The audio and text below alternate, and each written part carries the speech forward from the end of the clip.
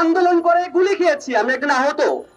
তারপরও আমার সেই মামলা এখনো পর্যন্ত উইথড্র হয়নি, অথচ আপনারা স্পেশাল ভাবে কোর্ট বসিয়ে রায় নিয়ে আসেন এক রাতের ভিতরে। কিন্তু আমরা কেন রক্ত দিয়েছিলাম মাঠে? এই সংস্কারের জন্য। যদি মনে করে থাকেন আজকের এই আন্দোলন এনসিপির ব্যক্তিগত কোনো দাবির আন্দোলন, তাহলে এটা আপনাদের জন্য একটি ভুল মেসেজ যাবে। নির্বাচন কমিশন যদি সংস্কার হয়, তাহলে এদেশের 18 কোটি মানুষের ভোটাধিকার সংরক্ষিত হবে। এই দাবি একটি গণদাবি, এটি এনসিপির কোনো ব্যক্তিগত দাবি নয়। এই দাবি যদি বাস্তবায়িত হয়, যেমনি ভাবে এনসিপির ভোটারদের ভোটাধিকার সুরক্ষিত হবে, একইভাবে বিএনপি, জামাত, গণ অধিকার এই পার্টি প্রত্যেকটা দলের ভোটারদের ভোটাধিকার সুরক্ষিত হবে।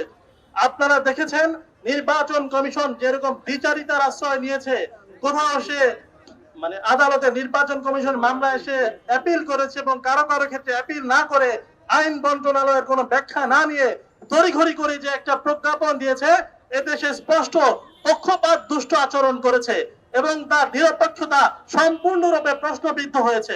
এজন্য আমরা আজকের এই সমাবেশ থেকে দাবি করতে চাই, নির্বাচন কমিশনকে অবশ্যই রিফর্ম করতে হবে এবং পূর্বের যে আইন সে আইন বাতিল করে নতুন নির্বাচন কমিশনের দাবি জানিয়ে নির্বাচন কমিশনের সংস্কার না হওয়ার কারণে সরাসরি আদালতে হস্তক্ষেপ করে ইশরাক ভাইকে মেয়রের জন্য করা হয়েছে।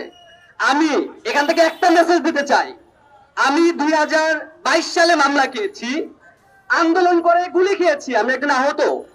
তারপরও আমার সেই মামলা এখনো পর্যন্ত উইথড্র হয়নি, অথচ আপনারা স্পেশাল ভাবে কোর্ট বসিয়ে রায় নিয়ে আসেন এক রাতের ভিতরে। কিন্তু আমরা কেন রক্ত দিয়েছিলাম মাঠে? এই সংস্কারের জন্য। আমরা মাঠে রক্ত দিয়েছি, আন্দোলন করেছি, সেই 2018-19 থেকে মাঠে আন্দোলন করতেছি। বিএনপির কিছু নেতা কর্মীরা বলতেছে তারা 16 বছর 17 বছর অবহেলিত, তারা আন্দোলন করতেছে। আন্দোলন আপনারা একা করেন নাই, আমরাও মাঠে আন্দোলন করেছি। খবর নিয়ে দেখেন সেই 2018-19 থেকে আমরাও আন্দোলন করতেছি, মাঠে মামলা খেয়েছি, জেল খেটেছি, ক্যারিয়ার নষ্ট হয়েছে, একটার পর একটা গভর্নমেন্টের বাইরে দিয়েছি, কিন্তু আমাদের চাকরি হয় নাই, আমাদের ক্যারিয়ার নষ্ট হয়েছে। তারই পরিপ্রেক্ষিতে আন্দোলনে নেমে হাসিনাকে উৎখাত করেছি। হাসিনা এত পাওয়ারফুল হওয়ার সত্ত্বেও তাদেরকে উৎখাত করতে আমাদের লেগেছে মাত্র 15 দিন। যদি আবারও কেউ ফ্যাসিস্ট কায়দায় কোনো কিছু দখল করতে চান, তাহলে আপনাদেরকে উৎখাত করতে লাগবে মাত্র 15 সেকেন্ড। ডিরেক্ট ঘোষণা দিয়ে দিলাম এখান থেকে। সুতরাং আপনারা একাত্মতা প্রকাশ করুন এবং সকল রাজনৈতিক দলদেরকে আমরা আহ্বান জানাচ্ছি, আপনারাও আমাদের সাথে এই নির্বাচন কমিশন সংস্কারের দাবিতে আপনারাও মাঠে নামুন, আমাদের সাথে থাকুন। ইনকিলাব জিন্দাবাদ।